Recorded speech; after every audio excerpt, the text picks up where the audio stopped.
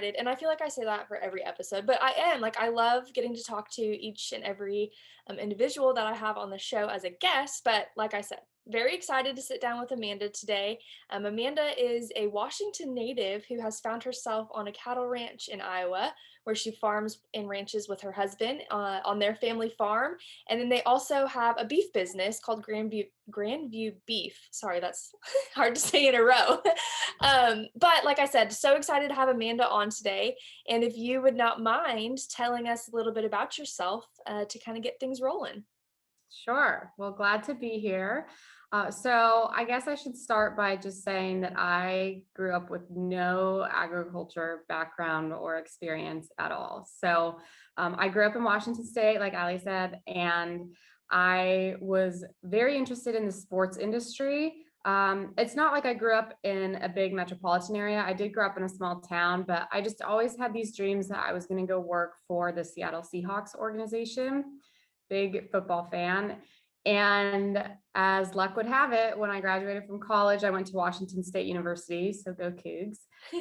When I graduated from college, I got an internship at the Seattle Seahawks. So I was like, yeah, I made it.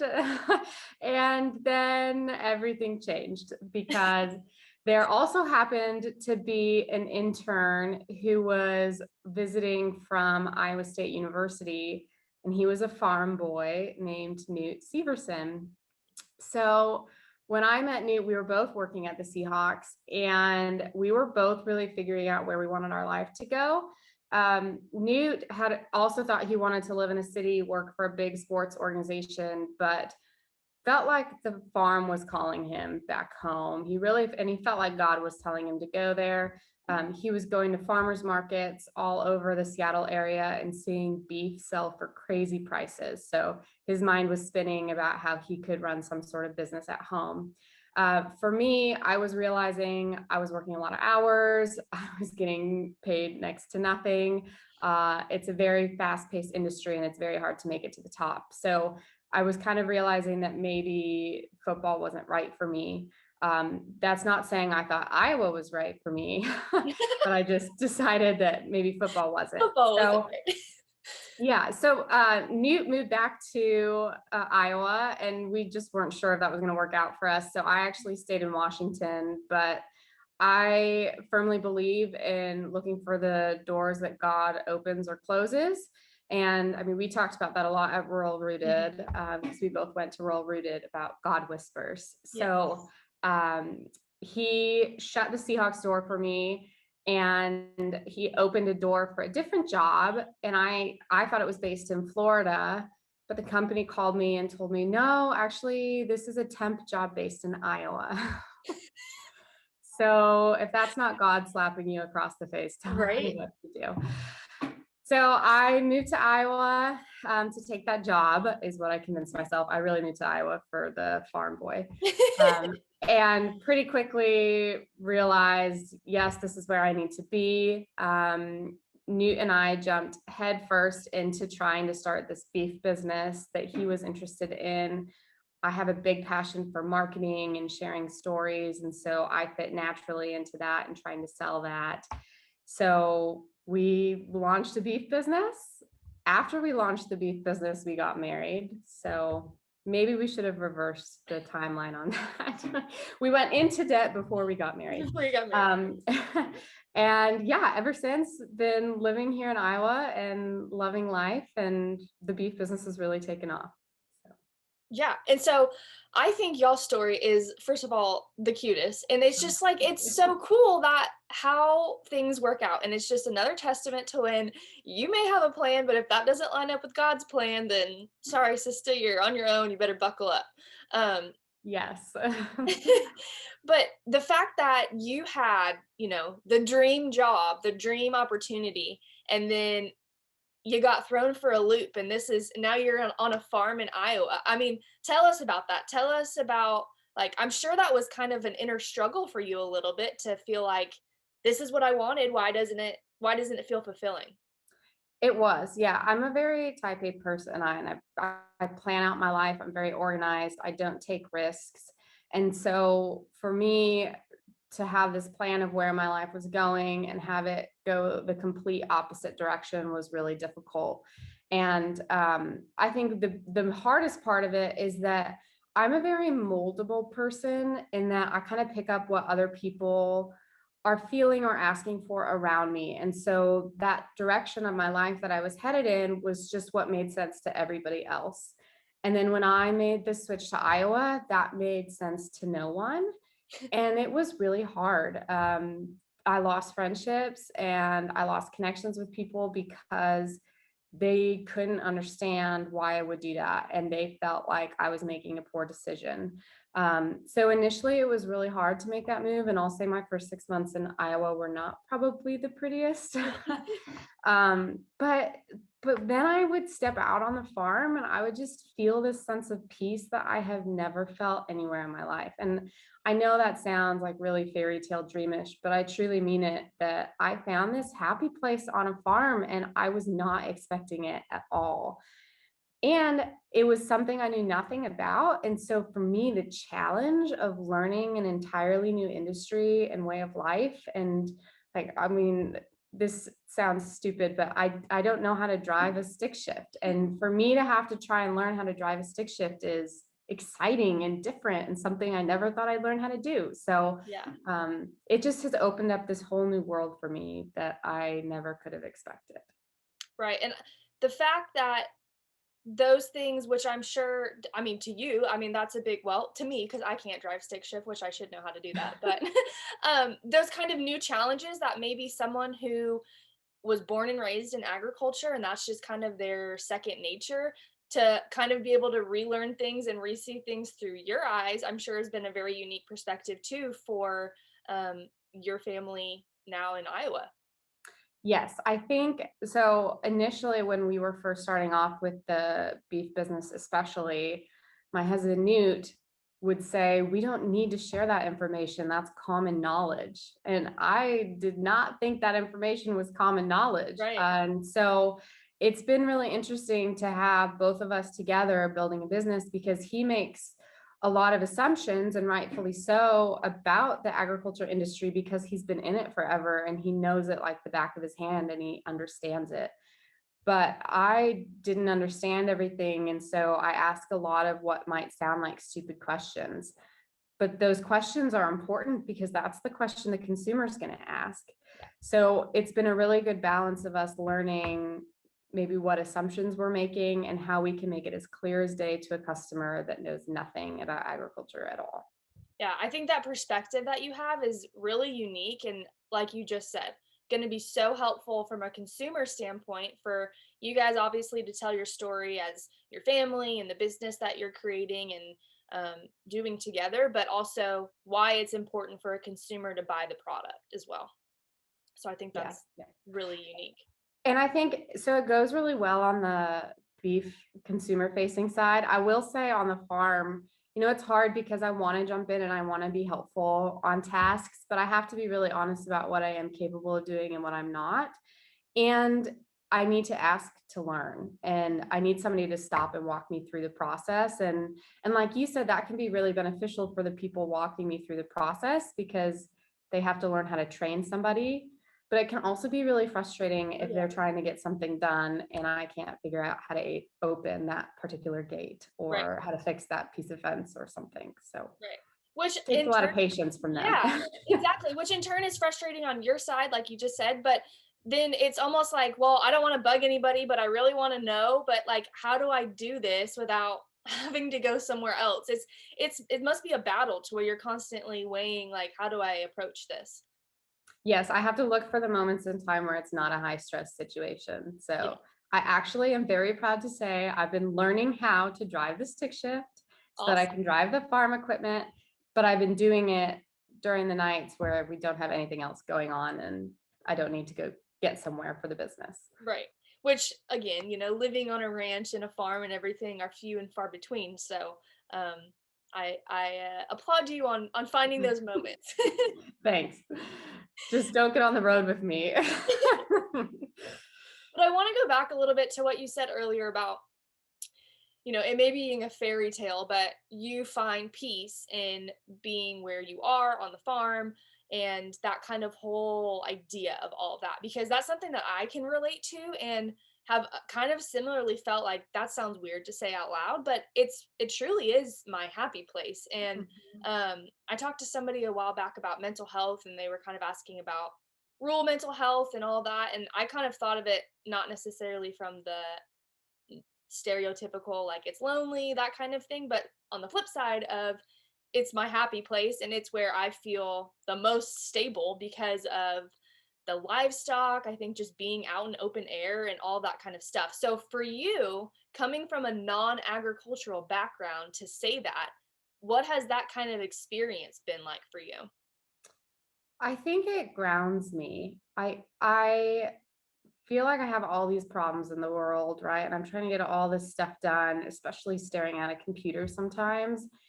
And then I walk out there and I see the cattle and I realize they are depending on me.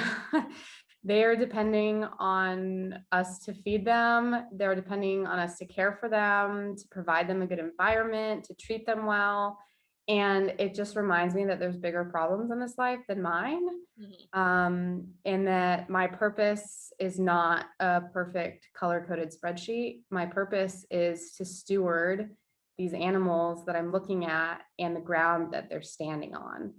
And the more that I learned about agriculture when I first moved here, the more I realized how amazing this industry is and how complicated it is. I was the person, and I'm embarrassed to say it now, but I was totally the person that would say something along the lines of, oh, you just throw the seed in the ground and you watch it grow. It's not that hard. Mhm. And for me to now realize that it's one of the most complicated business models in the entire world, and farmers have the hardest job, Yeah. I think it reminds me of what my purpose is and how important it is that I am raising food for other people and I have a responsibility to do it right. So there's that piece of it. And then there's just the beauty of it, I think, which I'll never tire of. There's just nothing more beautiful than being in complete peace with, you can't even see power lines, and you look out and there's these beautiful Hereford cattle Hey, I'm a on this Hereford fan, so landscape. I'm here for it. Yeah, so it's just the beauty of it. It's so peaceful. Maybe not as peaceful in the dead of winter, but Yeah, that could probably not so beautiful at that point. But hey, snow can be cool sometimes too, right? yeah. And even in the dead of winter, you can go out and see the cattle and just watching them and interacting with them, and yeah, it's so peaceful. Cattle are the best listeners. They really are. They really are. Sometimes I wish they could tell us what the heck is wrong with them, but yeah, they Yeah. really Yeah. are. Not so great at communicating, but they do Yeah, listen. yeah, great listeners, not great communicators. Yeah. But for you guys, being able to raise your family now in that environment, what is that like, and how has that kind of changed your perspective on things as well? Yeah, I never wanted kids actually. And Newt was very much excited for kids. And so we balanced each other out in that way and we decided to go for it. And we had a son a year ago in the middle of COVID baby. His name's Harbor. And it, first of all, it's the most amazing thing in the world. I can't believe I at one point didn't want to do it because there's just no love like that you have for a child. But also to watch the farm through his eyes, I feel like changes it all over again for me. It just adds this uh, another layer to it all of love and understanding of how important agriculture is. Because when you see his excitement of everything on the farm, it's just so fun. And it adds to that responsibility. I have to care for those animals. I have to care for that land because I want to give him that opportunity to do the same if he wants to. I'm not going to force him to, but if we're not good stewards, that land's not going to be there for him to have his experiences on in the future. Yeah.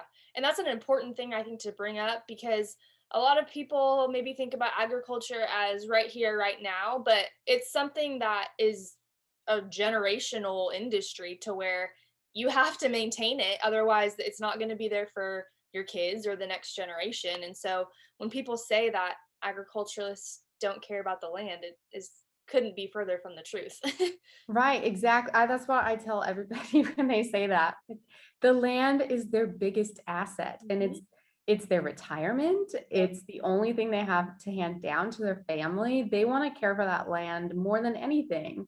And we're so grateful because Newt's parents, we are on a century family farm. So Newt's parents have been able to keep this operation in the family, and it's their stewardship that enabled us our opportunities, Right. and we want to make sure that we pass that down in the future. Right. But I'm sure that comes with a little bit of pressure too, right? To maintain it all as well.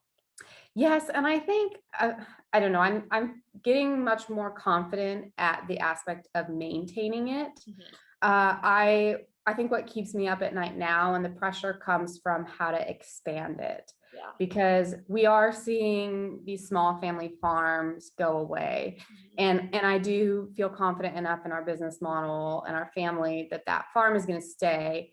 But how can we actually expand the land and expand the operation so that there's more, even with the land prices today and all the competition around us? That's the part where I'm feeling the pressure right now. Yeah. Yeah. I think that's something a lot of people are feeling just with Yeah. the society of and the climate of everything that we're in right now is just it's a little scary. It is. It really is. And I am constantly reminded that not everybody understands how it's all affecting agriculture, because I'm talking to family and friends back in Washington who are experiencing things much differently. And Mhm. so I'm constantly reminded that I need to make sure I'm speaking and sharing in such a way that I'm appealing to not just the people here in Iowa and in agriculture that know we could be in trouble, but everybody. Right. And I think that's probably the biggest challenge for the industry across the board, at least in my opinion, is being able to we do a really great job of talking to each other, but not a great job of talking to the outside, which it's Mm. hard because how do you bridge that gap? I don't know if there's a recipe to success on that. It is so hard. And what I've been trying to focus on a lot lately is being proactive in thinking about what we can share and what we can do, rather than seeing that headline of some restaurant taking away meat and being really angry and wanting to respond to that. I think that that's important. We have to respond, but I want to catch it before it happens. And I know that we're probably multiple years away from that, or maybe even a decade. But I think our goal as an industry across the board is that we can proactively share our story so that we don't even have those types of situations happening anymore. Right. Yes, 100%. And since you just brought that up as far as all of this meatless craziness, being in a beef business, what has been your guys' approach to that and kind of maybe some ways you've changed your business model for it maybe? Or maybe not. So we have to bite our tongue a lot, because we do want to be respectful that everybody has the right to choose what type of food they want to eat Right. and how they want to eat it. It is a personal choice. So we believe in that. We believe that they can choose whatever they want, but we want to make sure that they're as informed as possible in facts before they make that choice, and that they're not reading poor research. So for us, it's really been about arming ourselves with really good, strong research and resources that we know we can direct people to, so that if they're having questions about how their meat consumption is affecting the environment, or wow, should I encourage my kid to do meatless Monday so that they look like they're having an impact on the earth? When they come to us with those questions, we want to say that's a totally valid question, because we're sure that you're reading this rhetoric over here, but let us direct you to some really good research that shows why cattle are actually great for the environment. Yeah. So we're just really trying to be open to having the conversation with people, directing them to the good resources, and then ultimately raising a really good quality product where we're having a low environmental footprint, so that we can continue to attract customers to our product. Yep, absolutely. It kind of goes back to the whole facts over fear thing. That's Mhm. kind of being spread right now on social media, I think. Yes. So And I was that person. I yeah, mean, I was the person that walked into the grocery store in Washington and bought the non-GMO package because somebody told me it was healthier, right. but I had no idea what a GMO was, and I had no idea that it didn't impact the health of the food at all. So I really want to change that for those consumers that are walking into the grocery store today. Yeah. And I think because you have that unique perspective on your old life of what you used to think, I think that makes you better able to communicate with people who think that. And it's not, I think sometimes we get angry that they think that, but at the same time, what are we doing to tell them that that's not correct, you know? So again, I think it goes back to all of the how do we better tell agriculture's story?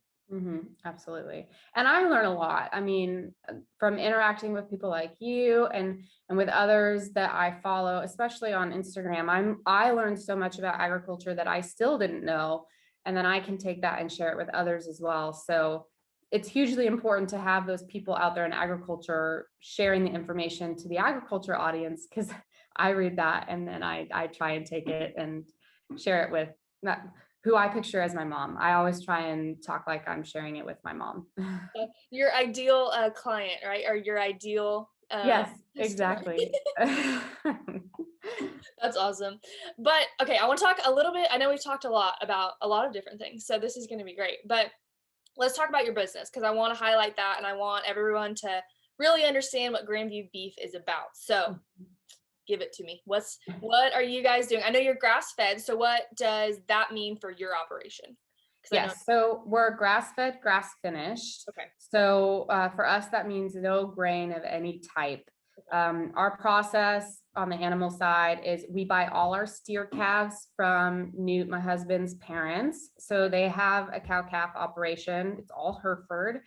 And we buy the steer calves in the fall after they've been weaned from the mothers. And then we keep them for another 2 years. So it takes well, not for a full 2 years, but it takes 24 to 30 months for us to get a grass-fed animal to the same weight that a corn-fed animal is. So they're on our operation for a while. We rotationally graze them. We do a paddock system. We're really focused on trying to maximize the amount of land we have for feed value because we don't have much of it. Yes, So yeah, that's the operational side of it, raising them. And then we direct market it to consumers. So we sell it at farmers markets, we sell it online and ship it to the Midwest. We sell it at health food stores. But we do really focus on that Midwest footprint. We're passionate about the fact that there are so many local producers that are raising wonderful products across the country. And it doesn't make sense for us to ship our beef to Washington State. right. It makes a lot more sense for us to recommend another awesome producer in Washington State that can do that. Right. So that's our business model there. And the ultimate goal is to steward God's cattle and soil to the best of our ability so that our son has the same I opportunity. think the fact that you guys are, I don't know, I just something about family businesses, which again is the majority of agricultural businesses, right? But it's just something that I think is just so unique, so special, and is really going to be something that continues the spread of agriculture, the message of agriculture. So thank you for doing what you do. I know some days it's not easy, but I know I personally appreciate it, and I'm sure that there are lots of happy customers out there who also appreciate it. Well, thank you. We feel pretty honored that people trust us to raise their food, and we take that responsibility very seriously. So it's very rewarding when you get to see somebody enjoying your product. And as far as products go, are there certain cuts that you guys do? Do you kind of do custom orders or how does that work? We do everything. So we take quite a few of our animals, the main percentage, to a processing plant in Minnesota because it needs to be USDA inspected. And we process that into individual cuts. So ground beef, roast, steaks. We sell a lot of offal, so liver, heart, tongue, huge market for that in grass fed. And then we also do beef shares for local customers, quarters, halves, and wholes. And the grocery stores and the restaurants tend to buy either ground beef or they're buying whole loins that they're using for steaks and specials. Okay, interesting. Very cool. Well, you guys seem to have a very diverse kind of portfolio is not the right word when it comes to beef, but the fact that you have lots of different avenues that you can share your product with is awesome. It's important. It's a COVID learning, right? That if you rely on one market too heavily, you can be exposed. And so we want to make sure that we have our product in multiple different areas so that we're not too exposed on one side. Yeah. Yeah. If COVID taught us anything, right? It's I feel like the word of 2020 was pivot. Yeah, exactly. But changing roles again, or shifting gears a little bit here. If you were to tell somebody who, like you, did not have an agricultural background, but was wanting to get involved or wanting to even just learn, what would you tell them? I would say to go visit a farm. That would be my number one recommendation. And we do tell our customers that our farm is open and they can come visit because of that reason. I fell in love with agriculture and I finally understood how difficult it was the first time I visited Knute's farm. And it only took one visit for me to understand how difficult it was and how complicated the industry was. So I just think if we can get somebody to step their boots on the ground on a farm for a couple hours, we can change the future of how they view food and how they look for education and understanding about what's going into their bodies. So number one recommendation, go visit a farm. If you want to get involved in agriculture, go visit a ton of different farms so that you can find out what you love, because it may not be beef. Right. No, that's important. And that's what sometimes people don't fit into our box. So then we kind of disregard them. But that's an important point too. Well, Amanda, thank you so much for spending time with me today. I've absolutely loved chatting with you and learning more about your operation and you and your story. Are you ready for our rapid fire questions? I'm ready for rapid fire. Okay. First question, what is your favorite city in the United States? City. I guess I say Seattle. Seattle. Just because I don't go to cities. Yeah, I don't either. Yeah, I don't like cities. So I guess I'd say Seattle because I spent time there and it's a super fun place to visit. I just wouldn't ever want to live there again. Yes. No, I agree. It's definitely like you have to go there once type situation. But it's beautiful and so much to see. Yes. What is the best fried food in your opinion? Fried pickles. Oh yeah, 100%. No doubt. And never had those until I moved to Iowa. Worth moving to Iowa alone for the fried pickles. And then the last question is, who inspires you? My grandpa. So my grandpa passed away when I was young, but he was a gardener. And so he really inspired me to get outside. But his thing that he always told us was be your best self. And I think that's some of the best advice anybody could ever give you. So. Yep. Well, I'm sure he is proud of you and what you're doing. So, yes, I think he probably was one of those ones that might have thought I was a little crazy, but also loved it. And maybe he helped shut some of those doors for you. Yes, I think you're probably right. Well, Amanda, what is a way that people can connect with you if they are wanting to learn more or reach out? Sure. So they can find us on Instagram at Grandview Beef. I try to stay on there every day and post. I love sharing our story. And then we also have a website, grandviewbeef.com. So they can go there to learn more about our farm. And also, if you're in the Midwest, that's where you would find our beef items to purchase. Perfect. So make sure to check that out if you guys are interested. And I, as always, will have everything tagged in the description notes for this episode. Thank you so much, Amanda. Thank you, Allie.